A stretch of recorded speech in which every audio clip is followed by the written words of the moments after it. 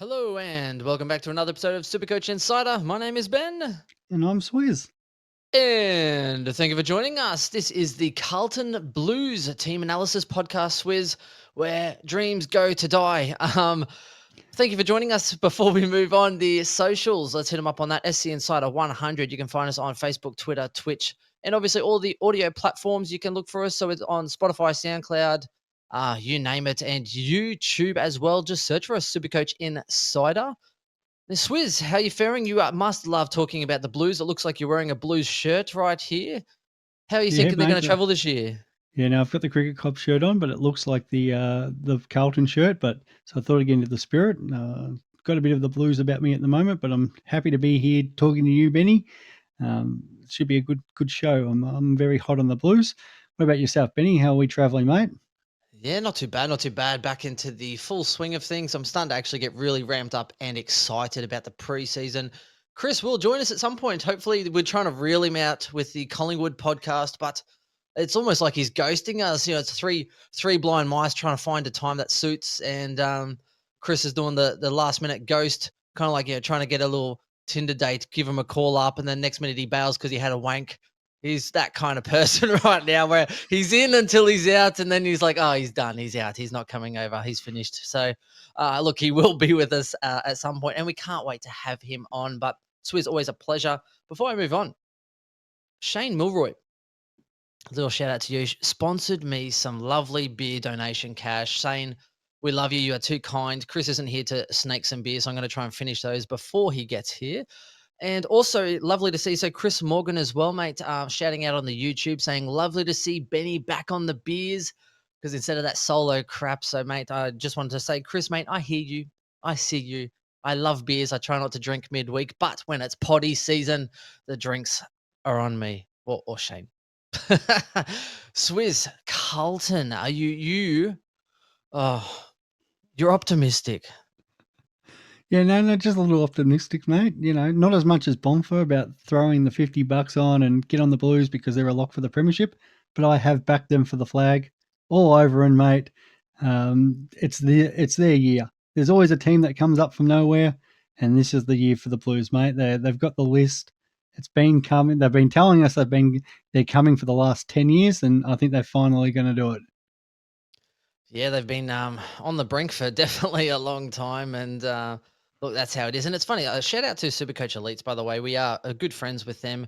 We need to shout out to Corey because I feel like Bomps gets all the press. It's like there's he's the oh, he is the the outlandish one that we seem to be mentioning all the time with talking about Brisbane and all these other things. So yes, it's one of those things, but we are extremely happy. I'm talking to Corey about doing a joint podcast with our top tens and that kind of thing, which I think this year will be more open and blown out and controversial than any other year. So we do hang out for that.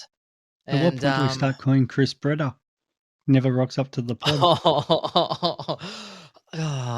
look, not yet. Not yet. He has runs on the board. He's the Lockie Neal. He had one bad glimpse of a moment between pre-seasons, but he is still a top six primo, in my opinion, or at least top three in the Supercoach Insider team. So, okay, let's move on. Carlton. Now, having a look at their start to the season, they are actually have a pretty soft draw when you take things from the start. So Richmond aren't what they used to be. Richmond used to be a nice little beating up on Carlton, should I say? And Which will once you still get past happen the this year, first, mate. We're still going to beat still, up on them. maybe short. It'll be a short festival, but look, after that they play the Western Bulldogs, and then it kind of opens up for them anyway. The Bulldogs are their hard opponent, but when you say Richmond, I think will leak points. Hawthorn will leak points. The Suns, Port Adelaide's a good side. Fremantle are a good side, but again they leak points. North Melbourne, Adelaide. So it's actually not a bad start. You play both the Sydney teams after that, and then you come into against Collingwood, Essendon, back into Richmond and Fremantle. They actually have quite a nice draw when it looks to either forwards scoring and kicking goals, midfielders being able to actually try and get on the better side of that pie.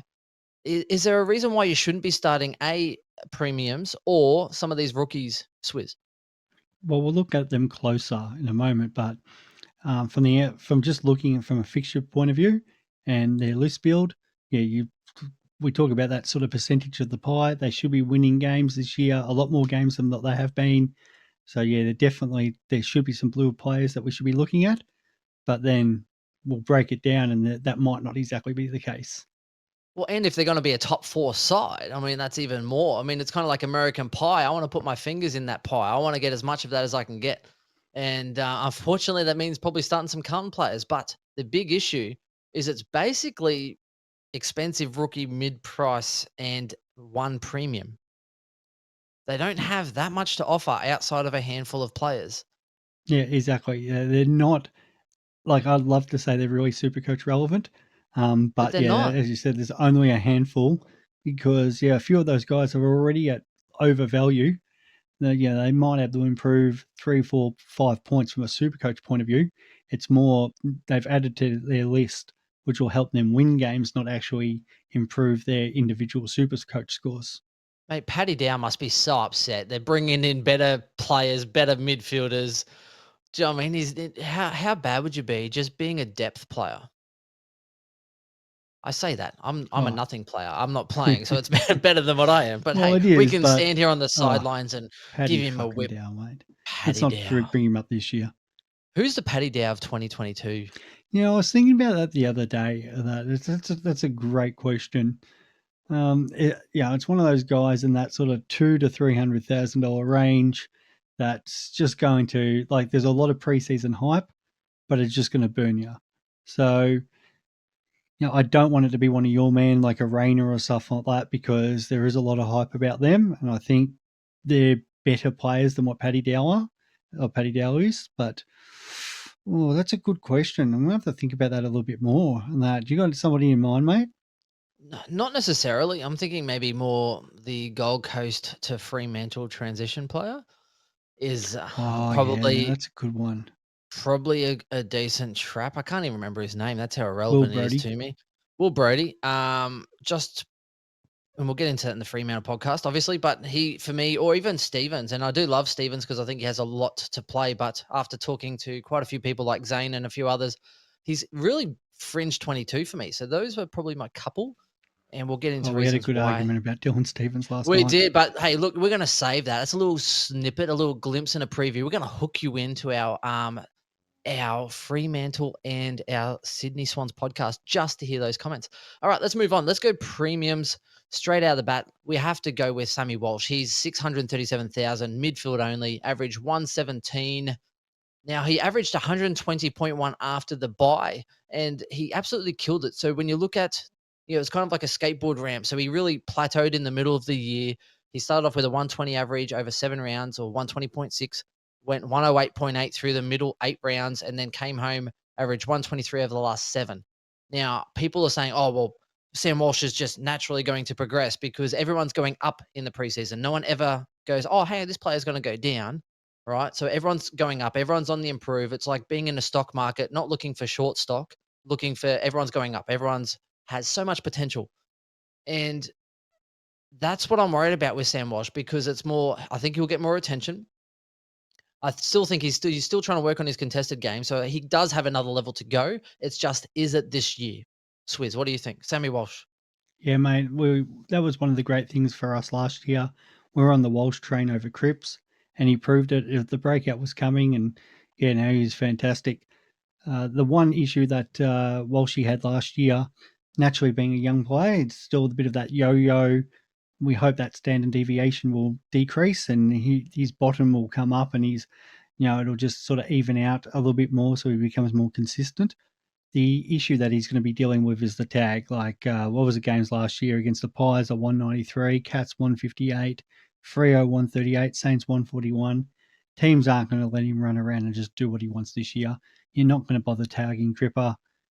So, yeah, how Walsh deals with that. Now, he's going to be probably good enough to burn them off and get through that, but I still think there'll be a couple of taggers that'll probably get him at some point. So that is the worry. But the kid's got all the tools. He looks fantastic, kicks goals. Yeah, so there's a lot of confidence about going with Walsh, and I see that he's already in quite a few teams already. Yeah, no, I agree. And I think it's one of those ones where I feel a tag is coming and it's hypothetical.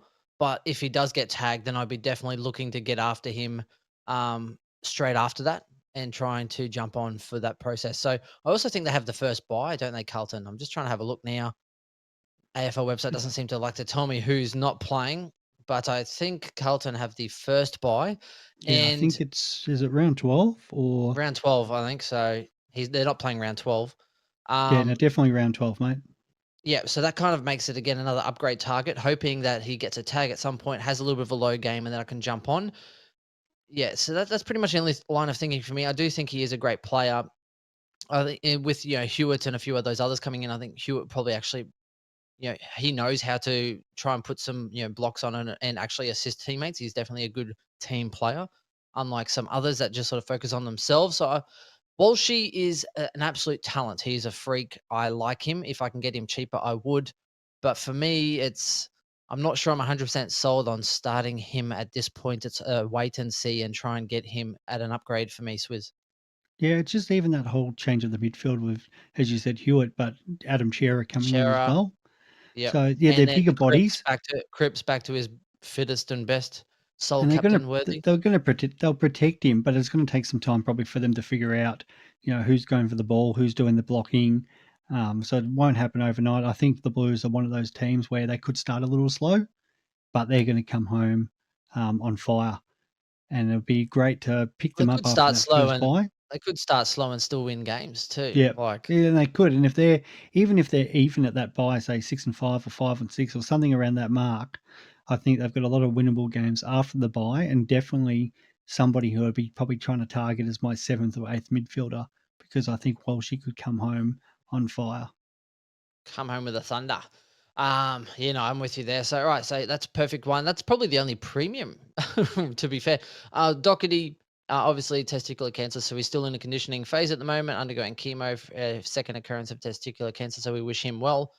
Rule him out with your draft leagues and stuff at this point in time. Maybe a bench option, depending, but we wish him well.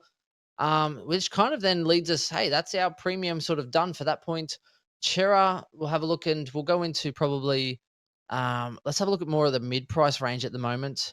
So The mid-price Blues have a range, few of these guys. yeah. So what do you want to call this as? Do you want to go basically we've got rookies, we've got sort of I'm gonna say mid-price is sort of 220 and over. So we'll go from say, let's start with Charlie Kerr now, 224,000. He's a forward only. He played 4 games last year at an average of 51.5. Didn't really set the world alight. So, however, apparently he's enjoying a full season on the track and he's looked good in the match simulation drills as well. So they're saying, aerially, he's actually getting up and he's leaping and he's looking really good and back to his dynamic best. Do you believe it, Swizz? The worry is always going to be the body of Charlie. He can seriously play footy. We know that. We saw that a Like, couple of years ago when he just finally got his body right for a few weeks. And what was it? He built into it. He went 89, 93, 102, 154, and then the injury 5. well, So, he can certainly play football, but he can't walk a flight of steps. yeah, well, that's right. That's That's exactly the issue right. for me. I mean, how many knee surgeries did he have? What is it? It was like the patella and this, that, and the other, and it was just one of those painful things. But I think he's great for football. The Danaher type. So people, and my concern at the moment is that last year was kind of an anomaly. You're looking at players that were 200 to 300,000 that became keepers or excelled far beyond our expectations. Even the year before when they're talking about, so yeah, Walsh was obviously a freak and an exception to that the previous year. But when you look at Matty Rowell as well, excelled at an expensive rookie price. So now everyone's going, wonderful. I'm going all these cheap mid prices. I'm going all these expensive rookies because it all worked out last year. It doesn't happen every year. And the issue is that I'm waiting for the eye test. I'm waiting to see it. So when I saw Matty Rowell playing down the Gold Coast, I went down there and I saw him playing. It sold me. The actual watch test on the role and how they perform and how they play, there's nothing that sells you more than that. And at the moment, these expensive rookies, they're kind of in and out of my side because I'm not really attached to them. Everyone talks about how good Dacos is and how good all these other players are. But at this point in time, I'm not sold. I don't like paying 200,000 for someone unless I get sold. Swizz. Yeah, well, we know what he can do. The issue is the Blues are going to be so worried about him injuring himself. It's going to be like The trainer goes out, draws a box for Charlie Curnow and says, "You cannot leave this area." Now, I think he's going to kick a few goals, and he could be even one of those, if he plays enough games, could be a real smoky for the Coleman this year, because I think he's playing a lot of full forward. And really, if you look at that Carlton forward line, who else is going to be playing full forward for them? So, yeah, no, fantastic player, going to kick those goals, but he's just not going to get those other stats. So there'll be weeks where I can see him scoring a massive score because he's going to get on the end of 6, 7, 8 snags. The problem is, as we know with key forwards, is they, unless they're kicking big bags of goals, they're not scoring. Now his price is tempting, and if you think the Blues are going to come out of the block and Charlie can snag 4, 5, 6 a week early on, he's going to make you a lot of money. The problem is, if the Blues get blanketed and he doesn't get the ball down there, he's not picking the ball further up the ground, because why would the Blues risk him running around the field? Yeah, I guess that makes sense. I hadn't really thought about that much. I mean, Danaher did get up the field a bit, but you're right. Any kind of niggle, they're going to be resting him and playing precautions. Yeah, that makes sense. So I can't fault you there. I guess it's the eye test on the preseason. The next one will go into Mitch McGovern. He's a forward. He's 256,000. Everyone's excited because he's been training as a permanent intercept defender under the new coach Michael Voss. That's what they recorded and reported on the Carlton website. It's an interesting one for me. So when you have a look, okay, so they lost Jones, Doherty's out. They probably do need someone that can actually sort of mark and kick. And I guess it's definitely some good value if he can get some good intercept marks and get a little bit of ball. He might actually get you a 80 plus average, and at that price, it's not actually that bad. Swiz, are you thinking it's worthy? Are you going to say he's going to pull a little McGovern Jr. and actually live up to the family expectations, or do you think it's an overrated pick? Mate, I would love to get paid $700,000 a year to be a spud. Genuine Yeah, would not go, just would not go near this guy. Everyone is but even looking at even going, Jones, he's even going Jones to the was a back spud line. though. Yeah, but Liam Jones Jones was a still had a spud. few skills of everyone's But looking. Yeah, they put him back there. He was it's going to true. get That is delisted. true. But everyone's looking at Mitch going, okay, Jeremy McGovern plays back. Mitch McGovern can go do this, no problems. And it's just not going to happen. I think they're Was going to it chop not and not fit change a little bit. enough? Not fit enough, not accountable enough, and not Yeah, talented enough? Is that what you're saying? yeah, exactly. And the Has problem he been is, in there's your going to side at all then? No, he hasn't? no, haven't No. even have not even. Well, like looked at him for a second, but my issue with the Blues also their backline. Okay, we do know they got Jones, but they got March back and Plowman, so they actually have a couple other tall options which they might chop and change. Like if McGovern plays a couple of bad games, now with Vossi in, Vossi might go no. But then at the same time, as you said about Charlie, it's a bit of that eye test too. Like preseason, if Vossi says you're the man, McGov, he could be the guy down there. But I just get worried about Mitch McGovern having to play, accountable football. Yeah, he's See, going to able to zone off and take some intercept marks, but if he's mm, playing defense, now this is the only way, because there's, in my opinion, there's better forward rookies or mid prices around his price point anyway that are better. Kernow, Raynor, even I'd rather bloody Gresham, right? And I don't have Gresham in my side. McGovern hasn't entered my side at all. But where he does come into play though is if you think maybe you're starting the three defenders with a Miller or something or other, it wouldn't be the worst idea to kind of handcuff. You might have some of those forward defender swing players. You might be going to Coleman from the Lions or possibly Mitch McGovern. I wouldn't start all too many of them, to be fair. But at least maybe after 6 weeks, McGovern will get the defender forward status. And if your defense line is actually starting to struggle by only starting three premiums, and you realize those rookies have actually started to shat the bed, then at least you could be able to throw him back there and provide some support while he's making cash. That's probably the only play yeah, if you are weak exactly. in Like defense and you he need is possibly guaranteed. some security. Yes, correct. He's guaranteed to get dual position. There's Yes. no doubt about that, and that's the one positive. But if he was 200, if he was Marchback's price, I would consider him. But at 256, I just think I look at the other options around him and just not doing it for me. I'm looking at him thinking, well, he's got to then go 80, and I just don't think he's consistently going to put up those scores. No, that's fair enough. Let's go down to the rookies. There's not too many to talk about now. The first one I'll probably go with. I don't know if I like his chances. I mean, Eddie Betts leaving probably leaves a little bit of scope, but Jesse Motlop, Motlop Jr. I wonder if he likes donuts like his brother going away to where did he used to go? Bali and smashing down meat pies. But look, for me, Jesse Motlop is one that they might be able to fill that small forward role. I don't know if it's set in stone. I haven't heard much about him apart from the fact that they were excited to draft him. 117,000. Don't know if he's getting any games. If he does, probably small forward, probably doesn't score well anyway. Swiz, is that anything to add to that? It's probably a nothing pick, really. He's actually been in and out of my side because I keep looking at the Blues best 22 and think, who is their small forward? Like, okay, Yeah. we've got Harry Mackay is going to be at centre half forward and bleeding up. Charlie Curnow's got the full forward, and then they got your Fishers, those sort of blokes who are going to come off the half, like the half forward and rotate at the wing. Paddy Dow's probably going to the same. He's going to spend probably some time up the half forward. Jack Martin, but who is their actual forward pocket Eddie Betts style who's going to play there? And I think that's Well, why they've recruited this kid. The problem and is, they delisted some really good talent too that could hmm, play midfield and small forward. So so maybe yeah, like they did play a few games like Josh Honey last year. So I can see Motlop's going to play definitely some games this year. Depends, is that going to be at the start uh, of the season? yep, And natural small forward, there's going to be weeks there correct. he's not going to see the ball. Yep, especially when you're at Carlton too. So, and I mean that as in McKay and Kernow are going to be bucketing everything with their massive hands. Jealousy, I think not. Next one, Brody Kemp. Now, this is the one I'm actually a little bit more optimistic about. Brody Kemp, 156,000 defender, played a couple of games at a 36 average, came in late. For me, he's more one to watch because he is highly rated. He was picked up as I think a late first round with I think it was also they were excited. He had like an ACL, so it was 12 months, and then last year just didn't get his body right. So he's been in the system a little bit, hasn't really had an opportunity too much. I think they definitely probably need him to play or someone like him to play. So whether it's him or Sam Philp or something or other, how he's starting to feel stronger, etc. But for me, I think Kemp is one that can definitely play. The spot could be there for him. I think he was tipped as a leadership role.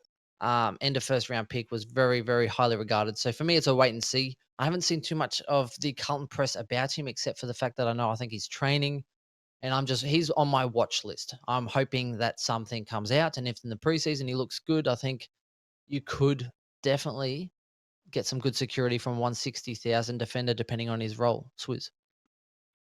Well, they first brought him in as that sort of tall wingman or tall midfielder, and now they've sent him back. He's about 194 centimeters, and this is what I don't really like again with the McGovern pick because you can't play them all down there. So they've sort of tried to turn him into that third defender. So they might start with McGovern after 2 or 3, 4 games, or they get an injury there. Kemp could be the one that comes in. Kemp could be the one that starts. So I do like him better than going like a McGovern or a Marchbank, but I got to see which way Vossi goes here and whoever he starts with. Whoever starts round one is probably the one that the coach is more confident in. So I think if he would start rounds one, I would probably put him in, but he's just one of those wait and see players. How much pressure do you think Voss is feeling to get success straight away? Oh, he's been brought in to get success straight off. Yeah. So, We've but talked then about it. Their that list. to me that says that Kemp would have to be absolutely sensational to get first dibs, or they might go, okay, well, McGovern can play a role and maybe have less mess ups, right? Yeah, and it could be a Maybe. matchup dependent too. Some Yeah, that's teams true. obviously have the bigger forward lines, so they might bring in all four of them some weeks, and in other weeks they might have to go small, and it might only be two of them. So we could be watching a bit of chopping and changing there, just so they get the right lineup each week. Yep. Speaking about draft quickly, where would you put Kernow, say, in a draft league? So we say we go for what, a 10 draft teams playing at 22. Would you pick him and put him on field, or would it be as simple as if you can put him on your bench and hope for the best, then you'd be okay? Yeah, well, I think he's going to go. I personally haven't been taking him while he's there. I just like guys who have a bit more security, but yeah, he's probably one that you're going to throw on your bench and that because with the right game, and especially if he gets a soft kill, he could be scoring around in 30, 140 points on any given week. It's just that you've got to ride the 30, 40, 50s, and I personally don't like that in draft unless I'm doing a, you know, if I'm like rotating my forwards each week. So Yeah, streaming, fair enough. Okay. yeah. So if you're a Carlton tragic, then you maybe throw him on your bench. Otherwise, it's a waiver wait and see. But as all waivers, as soon as he has one good week, someone will pick him up. Whoever's losing and gets first pick will end up taking whoever scores the highest. That's how it goes. All right, now let's move on to a little bit more of the expensive sort of, not quite premiums, but the expensive mid-price range. Starting off with George Hewitt. Now, Hewitt's someone that you could be a little bit more optimistic about. It's an awkward price, though. It's 400,000 or 399,000 on the nose. Defender mid. He could definitely be having a fairly decent role, helping out in that midfield. I'm not sure what Vossi has planned for him, right? But he did play 20 games at an average of 73.3. He averaged 87.7 in the last 8 rounds.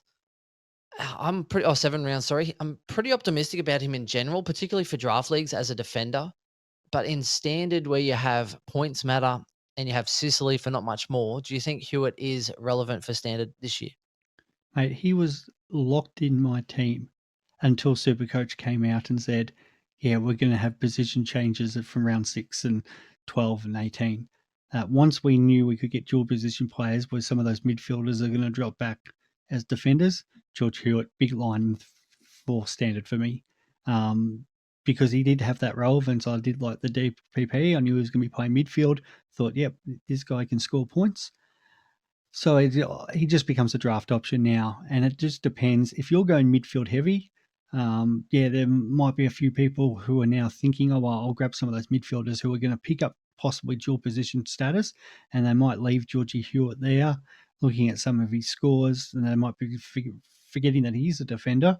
But, yeah, no, he's definitely somebody, D3, D4, if you can pick him up there, fantastic. And it might go a bit earlier, just once again depends What who's scoring in your range do you league. think he hits? What scoring range do you think?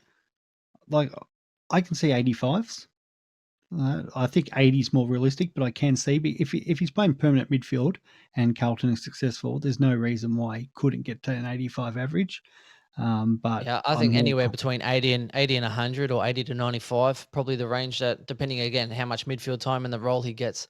But he has strung out high 90s averages and strung together quite a few hundreds before. So I think anywhere between the 80 to 95 range. Again, for me, I think, yeah, defender 4 or 5, depending on your other positions, wouldn't be a bad strategy to go for draft. You know you're going to get an 80 plus with Hewitt, in my opinion. So yeah. an 80 plus in draft is all you need, to be fair. And he's priced at 73 there. So if you're getting around those defenders who you might be getting to that 80 marks, 79 mark, and having a look who else is there, he'll probably still be on your board. And there's no issue reaching with him because, as Ben said, he could go higher. And on any given week, he can put out those 100 scores. So, yeah, if you could snap him up D3, D4, yeah, I think he's worthy there.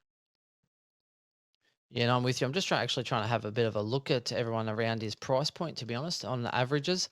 It is definitely an interesting point. We'll go on to Patrick Cripps, is the next one. Now, Paddy Cripps, very interesting. He's a 454,000 midfielder. Very cheap. He's so cheap. He's about 100,000 cheaper than he was last year when everyone was on the hype train. I was on the hype train last year. I lost my bet to Chris, who went for Paddy Walsh. Paddy Walsh? My God. Paddy Walsh. Yeah, Sam let's go Walsh. Paddy Yeah, Walsh. He's Paddy taking Walsh. Paddy's What a good name. blend. Yeah. What a good blend. Yeah, what a good blend. I was big on him last year, but obviously injured.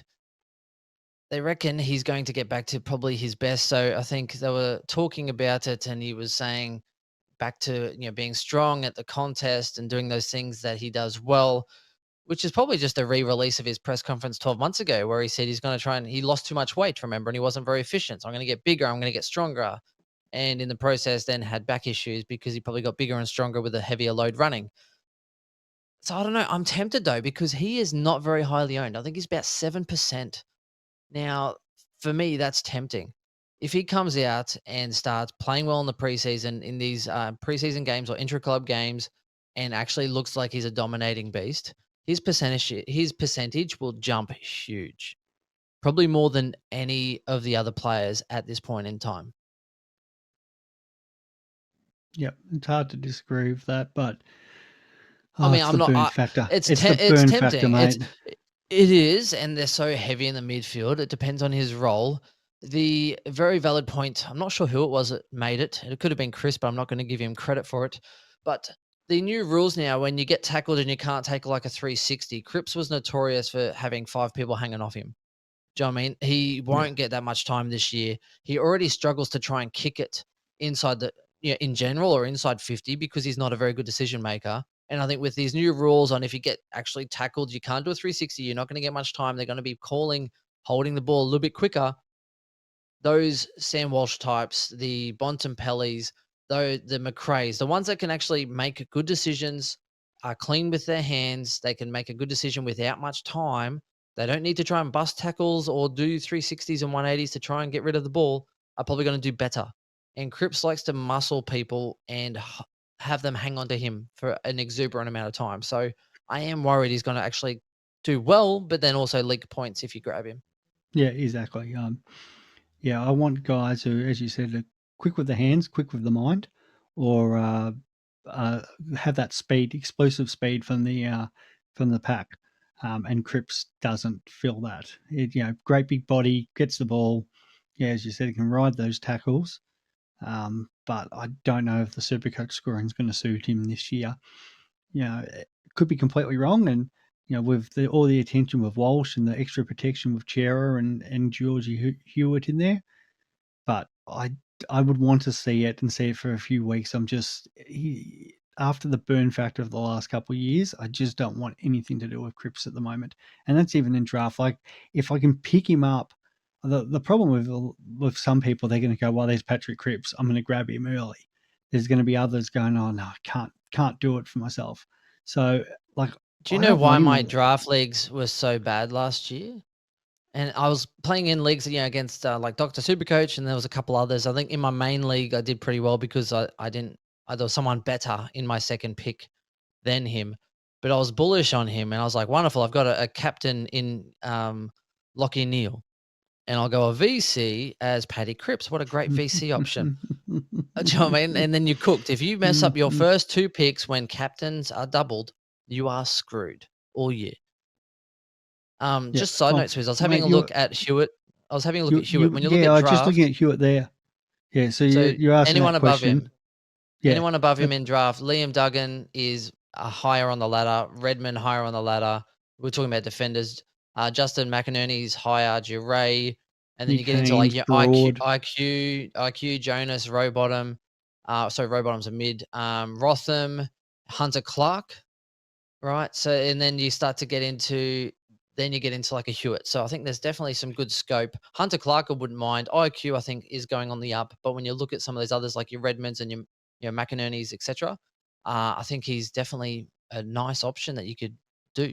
And that's how Yeah, things yeah. work. Draft, And usually people work from top to bottom in draft on averages. They don't rearrange their own picking order. yeah, and it's the complete opposite for Cripps. Like as you said, I'm looking at that loose, going, yeah, Georgie Hewitt. Yeah, I hope the other guys pick up some of those other players, and I'm happy to grab him. Where Cripps, he's around that same price as Sarong, so I'm really bullish on Sarong this year because of Cerra moving out. You've got Noah Anderson just above him. Jack Graham's pretty well got that Richmond midfield to himself. Dion Presti having his best preseason in a while. Elliot Yo's not that far above him.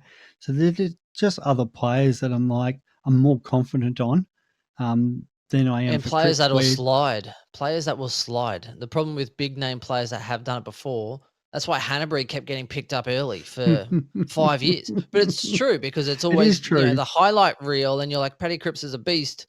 It's like, well, no, Sam Walsh is a beast and he's younger. Like that's the value you're going with. Whereas people go, oh, Patrick Cripps, oh, he's going to be the best player. Or Nate Fife, what shoulder surgery and infection? Do you know what I mean? It's just one of those things. And with draft leagues, unfortunately, the choices you make, and I love draft day, the best day of the year, but the choices you make are going to literally, it's ride or die for the whole year. Oh, for It's sure, tough. exactly. And I'm not willing to. Well, we had this discussion before, just regarding like versing a couple of players, and when it comes to draft, any player can get injured, but I prefer taking the safer option, who usually it's not none of those soft tissue injuries. Guys that play regularly 20, 21, 22 games just puts my mind to ease. I'm going to get freak injuries, but instead of those other players who are in and out, or they have the highs and the high highs and the low lows, just give me consistent players and then the players that I'm streaming, those F4s, F5s, they're the ones that hopefully I can snag them on the right week and give me that boost that week. Yeah, and drafts really depend on if you are playing captains or non-captains. It makes a huge difference, more than people know. If you don't have a captain, you could go straight away and get the best forward or the best defender because it's not really going to hurt you on a double, right? Whereas, so Swiz here picked up Zach Merritt instead of Lockie Neal earlier, and I gave him so much shit. I was like, Lockie Neal's available. Why are you picking Zach Merritt? As far as double points go, Lockie Neal wins hands down, right? But then when Swiz is like, oh, well, there's no captain. So when you look at consistency and he'll get a 115 week in, week out, I'm like, oh, it's actually a pretty good pick, Yeah, right? exactly. People mocked me for going, I think, a couple years ago. I think I went Lockie Whitfield early on in the forward line because there was no double. I didn't have to Mm, go a midfielder as a captain. But if it's double points, you have to go a midfielder in those first 1 to 2 rounds. Basically, have to. yeah, Your VC and yeah, your Vs and your Cs are worth way too much unless you get a good captain and then go a Lloyd, or you go a Lloyd who's not a bad sort of VC anyway, and then try and get a captain or vice versa. Basically, you're handcuffed to trying to go a couple of mids early, and then everything spreads from there. yeah. All right, moving on with the blue baggers. So they've got probably That's it. two. That's all of Well, them. no, for draft, there's a That's it? couple. No, for Yeah. draft, there's two other players we've got to mention from the back line there: Zachy Williams and Adam Sard. Uh, And just because yeah. they've both come across, they've had their 12 months in that system. We know what Sard can do off the half back line. Zach Williams, when he's playing half back and not in midfield, is a good player. Sam Doherty, obviously, with his issues and that, they might keep Zach back down there. So definitely are relevant, and possibly because people got burnt last year, could slide down your draft orders. Any what are your thoughts on those two boys? Well, how upset would you be if you are Zach Williams and getting probably promised some midfield time or whatever have you? Now it's like, well, that coach is gone. And they're like, mate, you're actually not a very good midfielder. Like, you're an attacking midfielder. But it's like, okay, we've got Cerra now, who's also fit and attacking. We've got Hewitt, who's probably a more accountable midfielder, so he can defend as well and play roles.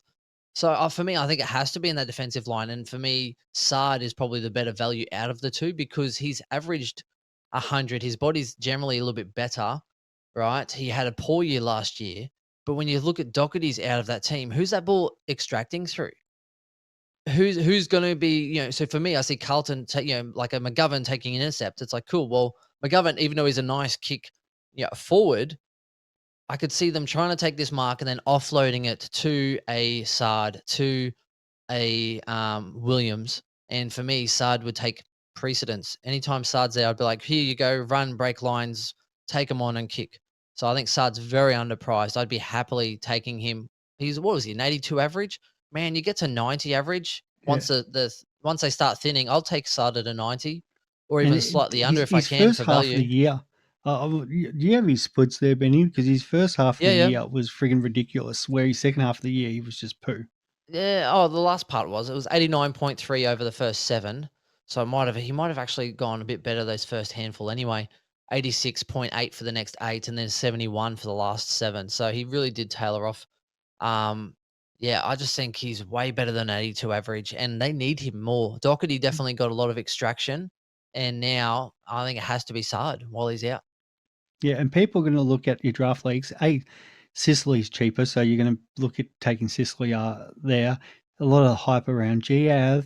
So, there's a couple of players there that definitely others will be looking at before Sard. And just that whole, again, that burn factor.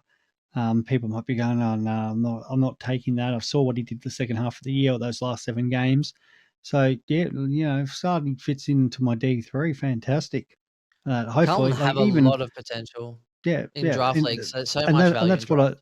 we were talking about consistent players, but then somebody like that bounces back. Yeah, he's got another 5 points on him. I'm confident enough to have him in there.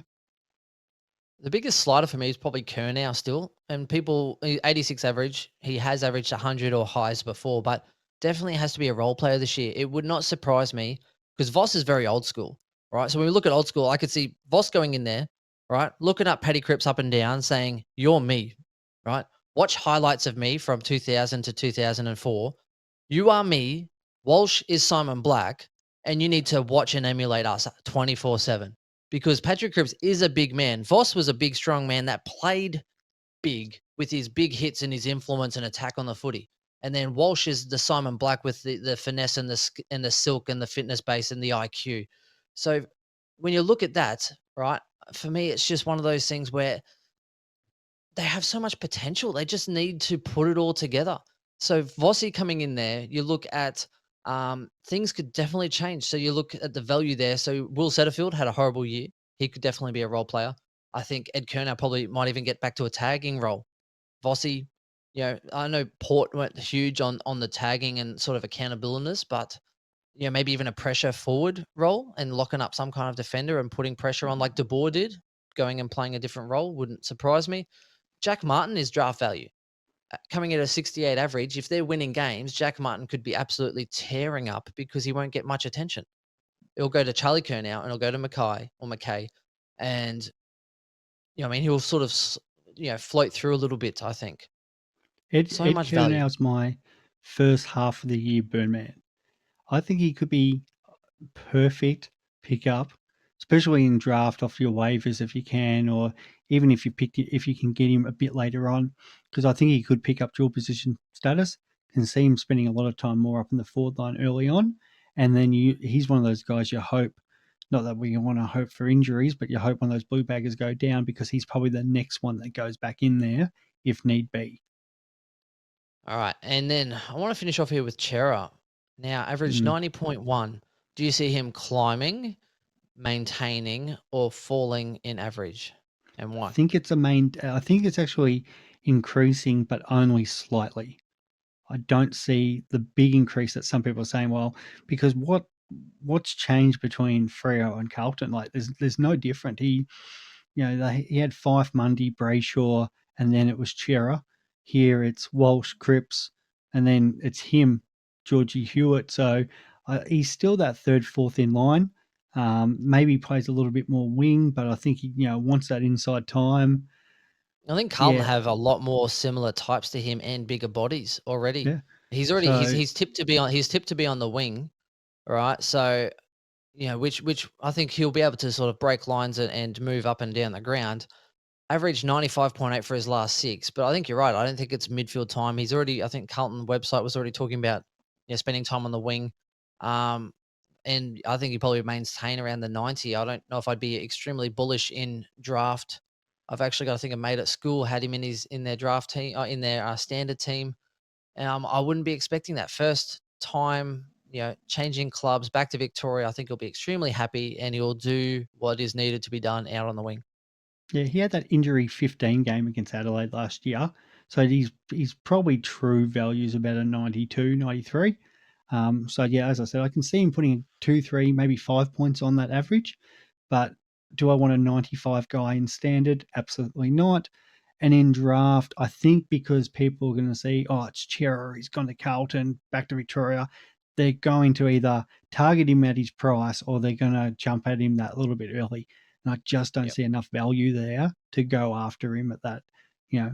I see people jumping at him at around the 100 in a lot, and I'd be happy just, I'd put the earliest I'd jump at him would be like a low 90, if that.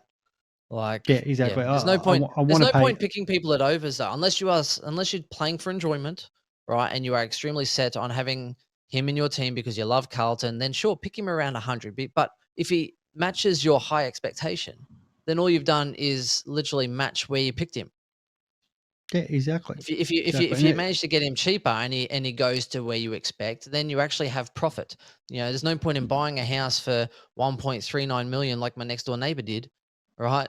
Like, eh, literally, it's crazy. Whereas we got ours for like half of that, and mm, not like our house is as good as next door, but there's no point in paying overs for something because then it's like, well, wonderful, and then in 5 years' time, oh, the market's increased, but now you're getting back what you paid or less. Like, it makes no yeah, sense.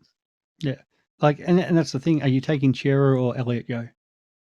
Yo, Yeah, the yo exactly. man, yo yo. Cerra or Kelly? Oh, Josh Kelly. Tim Kelly. Is it? Oh, Tim Kelly. Oh, That's where we're at in that sort of yeah, discussion. Tim Kelly probably. if he's Yeah, it's fit line and ball, healthy and and happy. But again, it depends on COVID and Western Australian lockdown because Tim Kelly, we already know, doesn't perform well away from his family, which fair enough, it's a hard, restraint and issue. So then I guess you'd probably say Cerra. Well, it's like, well, he's back in Victoria. yeah, and people are like, that's the thing. Like Tim Kelly, you could even pick up. Well, he's the 71st highest midfielder, and that's taken in with the dual position players.